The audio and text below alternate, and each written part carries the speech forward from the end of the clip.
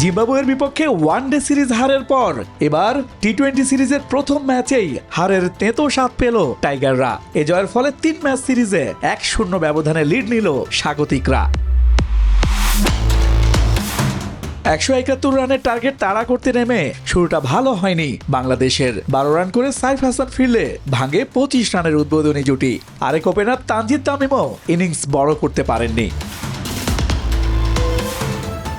Middle অর্ডারে ব্যর্থতার পরিচয় দেন পারভেজ হোসেন ইমন ও তাওহিদ হৃদয়। এক প্রান্ত আগলে রেখে ব্যাট হাতে টাইগারদের হয়ে একাই লড়েন ইয়াসির আলী রাব্বি। দীর্ঘদিন পর একাদশে ফেরা এই ব্যাটার 54 রানের দুর্দান্ত এক ইনিংস খেলেন। বেশিক্ষণ টেকেননি শেখ মেহেদী।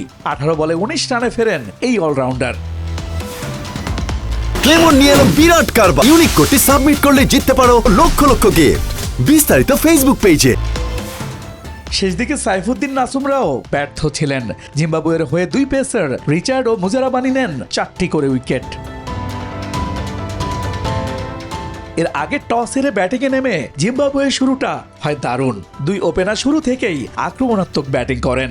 মারুমানিকে সাজঘরে ফিরিয়ে 37 রানের উদ্বোধনী জুটি ভাঙেন পেসার নাহিদ রানা। 9 বলে 14 রান করেন মারুমানি। ওয়ান ডাউনে নেমে 20 রান করেন ডিওন মেয়ার্স। তবে এক পাশে রানের চাকা সচল রাখেন বেনেট। 30 বলে 44 রান করেন এই ব্যাটার।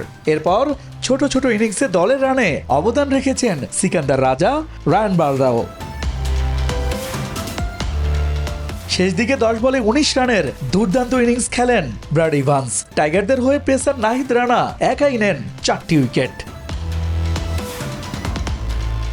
ইশতিয়াক দীপু, নিউজ 24।